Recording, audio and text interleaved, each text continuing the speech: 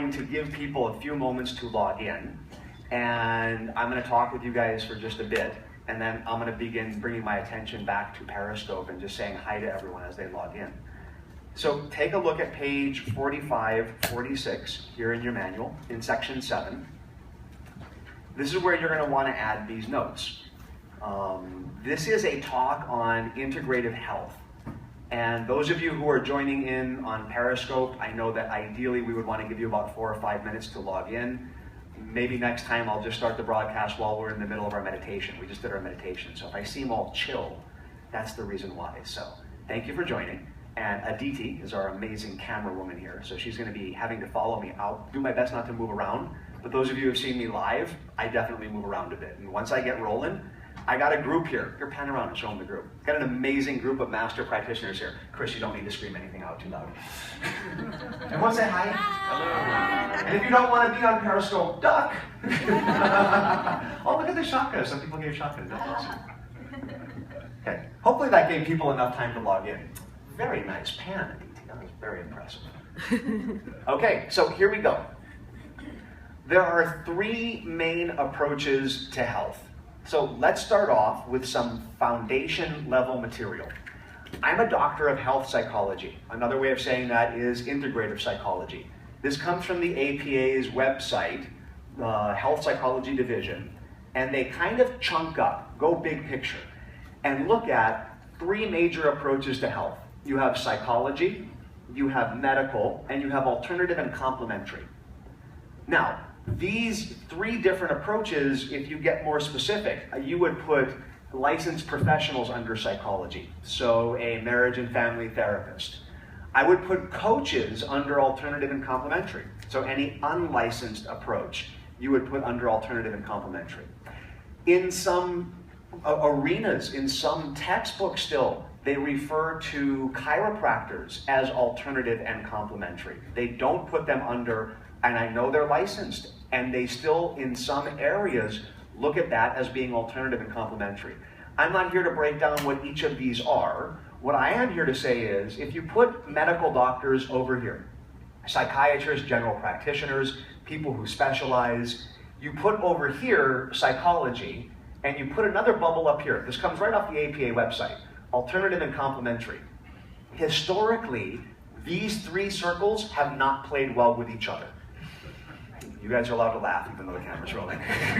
Thanks, Jim, I appreciate that. But they haven't played very well with each other, have they?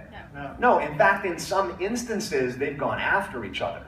Now, medical doctors believe that, not all of them, because I train a lot of medical doctors, but historically, they thought these people should get a little bit more training and be able to prescribe some good drugs, or need some good drugs. These people over here believe that the medical doctors should talk about their mother, their father a little bit more, open up, sit down on the couch. But these 2 groups would definitely come together to say that these people over here have no right to practice or do anything that they're doing. Would you guys agree with that? Yes. So the medical doctors, psychologists in the past in specific areas have come together and said, alternative complementary should not be done, whether it's NLP, hypnosis. I was getting chiropractic adjustments in the 70s and my pediatrician was like, why are you going to go do that? It's not going to do anything for you.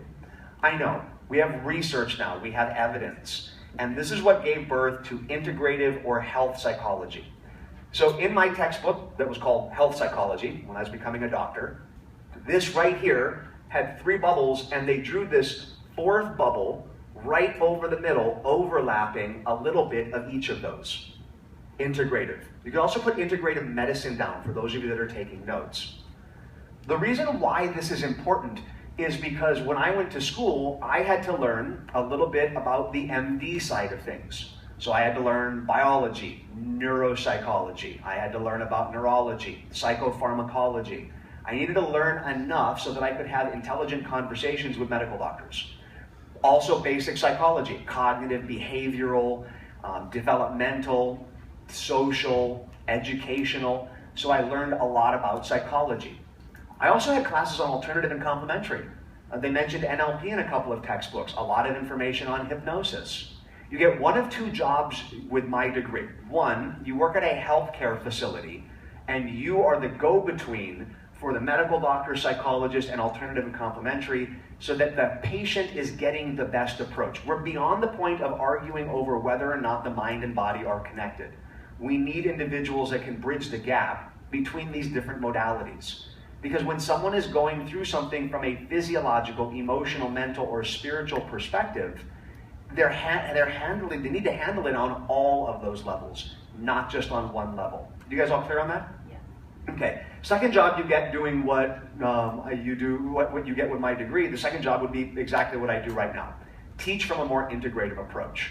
So people who do the work in healthcare facilities, they go more by the title of health psychologist or a health practitioner. I look more at it from an integrative approach. So let's put that into the model that you guys have been learning here.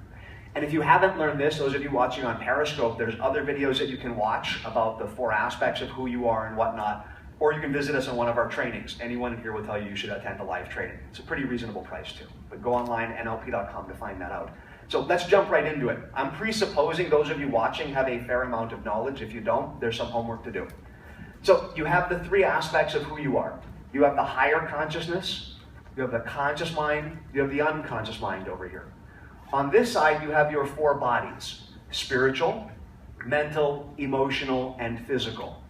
The integrative approach to health is how do you take all 4 aspects of who you are and promote your health and well-being. So, from our perspective, the way we teach it, you have on the spiritual side, looking at energy work. I specifically teach Huna. I teach Huna as a practice to increase your energy, your spiritual connection. Those of you who don't like the word spiritual or want to keep it in the realm of science, we will talk about energy. And I'm going to spend a good amount of time talking about energy over the next few minutes or so. NLP, obviously, teaching NLP and practicing NLP from a mental perspective. I have not found any other better techniques out there to help you from a cognitive perspective. That's focus, that's intention. From an emotional perspective, mental and emotional release. Letting go of negative emotions, limiting decisions. Naomi is here right now. Naomi, did you have fruit for breakfast? No. You didn't? I ate the rest of the mango last night. You ate the rest of the mango. That is so cool. Oh, by the way, we're videoing right now. So you're like fully walking. It's all right. Naomi's like, all right, no worries. Sorry. No, sorry. So Naomi was my phobia demo yesterday. Yeah. And she let go of a phobia of fruit and then sat there and for the first time in her life peeled a banana. And so awesome to watch. I wish I had a video going on that one. That would have been so cool. She looked like a little kid peeling that back, didn't she? Yes. So wonderful. MER, letting go of negative emotions, improving your positive emotions. NLP does that as well. Those of you taking notes, resource anchor, chaining anchors, those are NLP techniques to improve your positive emotions. And then finally, you have fitness and nutrition.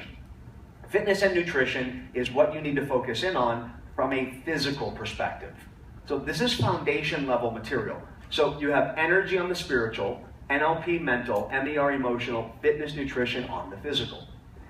The reason why this concept here is really important, because having a lack of health on any of these areas can derail you in any context in your life. So let's take a career, for example. If you are not physically fit, well, let's start on the other side. Energy. What is energy? It's what you have in your gas tank. It's your ability to get going, to be able to power through a day. It's what you have going, it's your battery. It's how much energy do you have in your battery. I had someone say to me yesterday, when you guys were doing the exercise, a student walked to the back table and said, oh my God, the training's almost over. Are you just gonna go up to your room and pass out? No, we took the assistants out for dinner. We stayed out for a little while, thanked them for all the hard work that they've been doing over the past couple of weeks. And I have people routinely ask me, how do you have the amount of energy that you do? Well, we just did a meditation. I meditate regularly. Ho'oponopono at night to maintain my energy. Plus, when you're doing what you're meant to be doing, energy just comes naturally. It is effortless to bring in energy when you're in alignment with your higher purpose. Do you guys all get that? Okay, so that's energy. How many of you ever had energy derail your financial goals? Hands up, nice and high. Okay, sweet. So energy, you have to have a health regimen for your energy. The word fitness to me means physical. The word health means total health. Spiritual, mental, emotional, physical. So if you don't have a workout or a health regimen for your spiritual aspect, you're going to run out of energy at some point. Technically, you never run out of energy. You definitely are going to feel like you ran out of energy because of a variety of different things. Mental. You can have a ton of energy, and how many of you have ever chased a squirrel? You guys remember, I talked about this on week 1 of the Master Prac. See, where I'm from in Hawaii, we don't have squirrels. So Ethan and I, we were at a park, we were on our way to Santa Monica. It's true, we don't have squirrels there, right? So the two of us are talking, we're having this amazing conversation, and in my peripheral vision, I see this squirrel. And I'm having a great talk with my son, and all of a sudden I go, oh, squirrel. And he goes, whoa. And the two of us are totally distracted. No focus, completely lost place where we were talking. Now that seems really funny. That also happens when I see small bunnies running around, because we don't have bunnies where I'm from either. I was in Italy and I saw this bunny shoot out of nowhere. I'm like, bunny! Skylar loved that, and we made a joke out of it. How many of you do that though in your career? You sit down, you're supposed to be focusing on marketing, advertising, you're supposed to be writing your email sequence, working on your sales funnel, and all of a sudden you're like, oh, bunny! And you find that you're chasing this bunny, and then all of a sudden it's 7 p.m., it's time to eat dinner, and you've gotten nothing done. Any of you ever had that happen? Hands up nice and high. I've done that. You have to have a health regimen for the mental aspect of who you are. Then you have emotional, letting go of negative emotions. Baggage weighs you down. If you have fear, you don't take action. Those are the people that are here in this training. I'm preaching to the choir. You guys took action to get here. I meet so many people that come to the practitioner training and say, what I need is, I don't care if it's my training or something else. I say, you've got to let go of your fear, because if you have fear, you're not going to be able to move forward on that path. So emotionally, letting go of negative emotions, releasing that fear, and cultivating positive emotions. And then on the physical side of it, that's where I had the biggest problems in my life. Spiritually, I'm teaching Huna. I can bring in a fair amount of energy. Been doing NLP since I was 11. We created MER, so I practice this stuff. Pretty good with my emotions. And my physical body would give out while I was teaching. I'm here with you guys. We've been teaching now, I've been going 2 weeks straight, and Dr. John had to go home. You know, I'll talk about that a little bit later. There was some family stuff that came up. For me, family comes first. He's going to be back here during trainer's training. I said, you got to go home, handle this kind of stuff. I'm doing 10, 11-hour days with you guys. Energy-wise, completely congruent. NLP, MER. I used to not be fit.